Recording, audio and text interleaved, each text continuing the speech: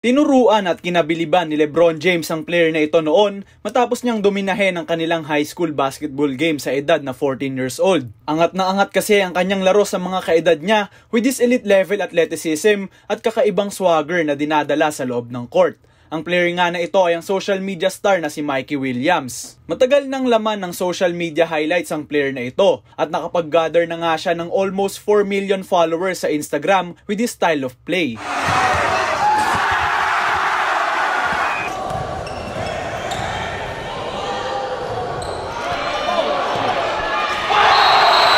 Gaano nga ba kagaling ang player na ito at saan siya tutungo matapos ang kanyang high school basketball career to run after his NBA dreams? Tara at pag-usapan natin yan, GOAT Fam!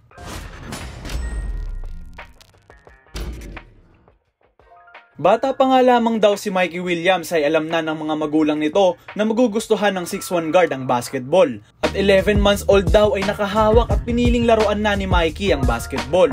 Sa pagtungtong naman ni Mikey ng elementary ay naging ballboy siya para sa San Isidro High School na siya ring pinasukan niya kinalaunan. Sabi pa nga ng head coach nito na si Terry Tucker ay hindi nga daw umaalis ng basketball gym si Williams at talagang masigasig magbasketball.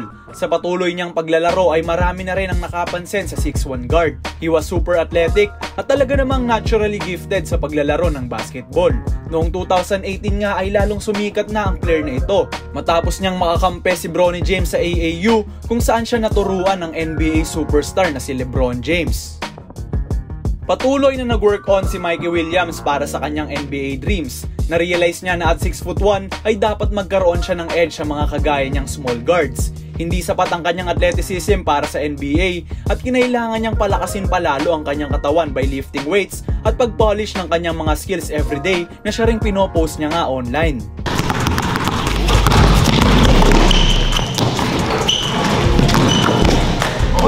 Sa San Isidro High School ay naging star player si Mikey Williams, displaying ang mga naging produkto ng sipag at tiyaga niya throughout the years. Nagkaroon si Mikey ng mga high-scoring game kagaya na lamang ng laban nila against El Cajon Valley kung saan meron siyang 41 points.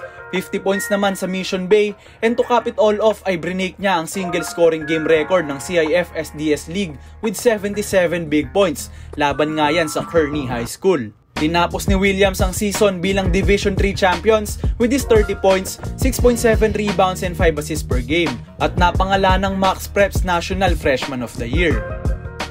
Sa ngayon ay isang consensus 4-star recruit ng Rivals, ESPN at 24/7 Sports si Mikey Williams. Committed na siya para maglaro sa Memphis Tigers under the coaching of Penny Hardaway sa pagsisimula ng 2023 to 2024 college basketball season. Sa Memphis, i-spend ng 19-year-old ang kanyang college year para nga sa pangarap nitong makapasok sa NBA basketball.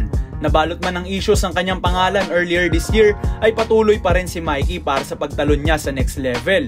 Naaresto kasi si Mikey Williams noong April 13, 2023 due to 5 charges of assault with a deadly weapon. Nakalaya lamang siya pansamantala nang mag-bail siya ng $50,000. Malalaman ang future ni Mikey this October 10, 2023 sa isang hearing regarding this incident. If magiging successful ang plead niya na not guilty, ay tiyak na may kaabang-abang na prospect tayong mapapanood sa Memphis Tigers at maging sa NBA na sobrang athletic, showmaker at may mataas na popularity among basketball fans sa USA at sa buong mundo.